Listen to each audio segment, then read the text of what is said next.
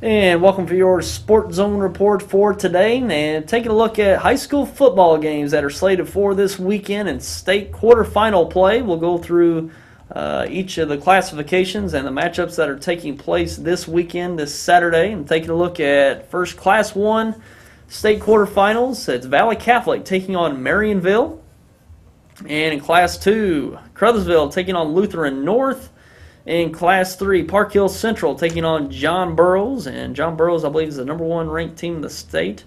And Park Hill Central, an undefeated season, so might be a good matchup there between those two in Class 3. In Class 4, Cape Central taking on Miller Career Academy. And in Class 5, Jackson will take on Webster Groves in that Class 5 state quarterfinal game. So some big matchups this coming Saturday. And the quarterfinals is the round of 8.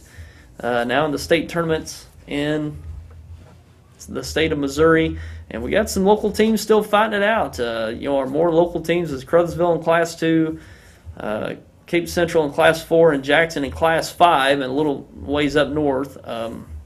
Valley Catholic out of St. Genevieve, they're in Class 1, Park Hill Central in Class 3. So we still got some pretty local teams fighting it out and wanting to make a run for that state title game at the Edward Jones Dome in St. Louis. And the teams that did well last year, Crothersville went all the way to the semifinal round and took a loss to eventual state champion Lamar. And they're one game away from, if they win this game, they've reached what they did last year. So they're certainly wanting to make a great run in the playoffs once again this year. And Cape Central has been one of those teams that hasn't been in the playoffs in a good while. Sykeson's been very dominant in that district over the past handful of years, and they're making their crack into the playoffs this year. Got a big win over Hillsboro the other night, Monday night, so they're looking good going into the playoffs. And Jackson, very impressive, Jackson, what they've done this year. They took a loss early in the year. I think it was one of their first 1 or 2 games of the season against Vianney. And then they went up Monday night on the road in that playoff game, or that district championship game, and shut them out 14-0 on the road. So very impressive Jackson Indian team right now. And that's one team we haven't seen there in those Class 5 playoffs in a while. They've had a handful of years where they've struggled, but they're back to their winning ways. They're in Jackson, where they're used to going to the playoffs, making a deep run into the state tournament each year. So very prideful program and community there in Jackson around their football team, and it's exciting to see them doing well once again and into the quarterfinal round this year.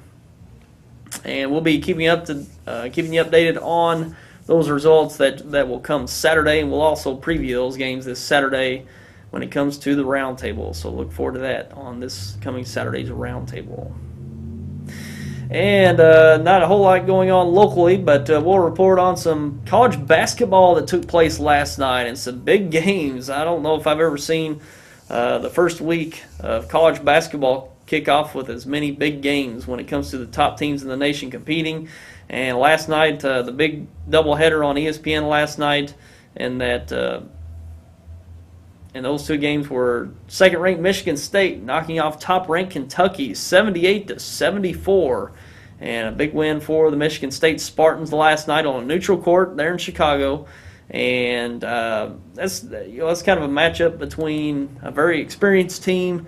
Got upperclassmen, juniors, and seniors in Michigan State, very good team, and Kentucky with a very, very, very talented incoming freshman class, as they've had over the past few years, coupled with some good young talent, probably mostly sophomores. There's not very many upperclassmen on that Kentucky team, but it's basically a contrast of teams. A very young team, unproven, just getting their feet wet in college basketball as 18 and 19-year-olds against a more experienced bunch in Michigan State. So Michigan State got out to an early lead. I think they jumped out to a 10-0 lead early on and pretty much kept the lead throughout. I don't think they ever lost the lead from that point, but a very good game between those two teams.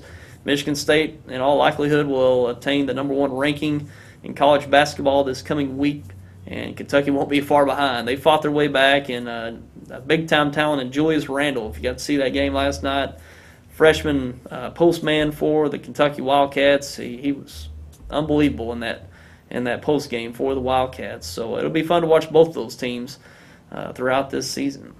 And in the nightcap, after that game, it was 5th-ranked Kansas defeating 4th-ranked Duke, 94-83. Another tight game that went all the way down to the end. It was pretty much a 3-point game, going back and forth, lead changes throughout that game, and then Kansas made some plays late, hit some free throws, made some stops on the defensive end to stretch that out to an 11-point lead. But a very close game between those two teams, and a couple big talents in that game as well. The big matchup going in was Andrew Wiggins, ranked as the #1 player coming into college basketball this year from Canada, and he had a big night, 22 points and I think around 10 rebounds.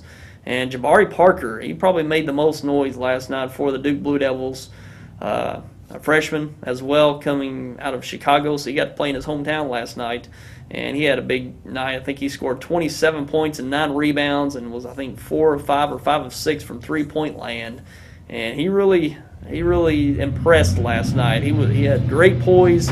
The moment wasn't too big for him, and he played, like a big-time, probably top overall pick in this next year's NBA draft. So it's very exciting college basketball early on. If you're a college basketball fan, you certainly got a treat last night with those two big games there in prime time on ESPN last night. And both games coming down to the end, had 2 games consisting of all 4 teams being the top 5 in the country in the rankings. So certainly a treat last night with those 2 ball games there on ESPN. And another notable games from last night, Virginia matchup there, 14th ranked Virginia Commonwealth. VCU defeated 25th ranked Virginia. There in Virginia, VCU defeated them 59-56. And also 20th ranked Wisconsin defeated 11th ranked Florida 59-53.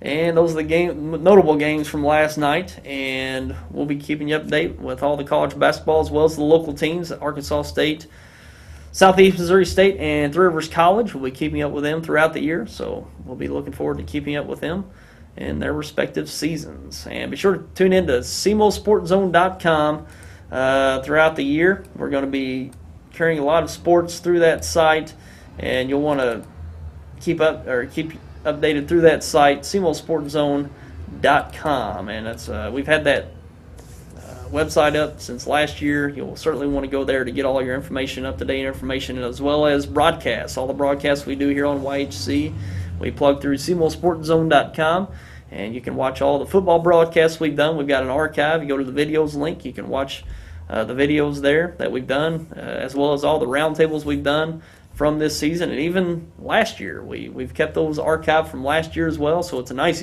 basically, yearbook of high school sports for Southeast Missouri, all the videos, broadcasts we've done. So be sure to check out that website, SportsZone.com. And that's all we've got for your Sports Zone for today.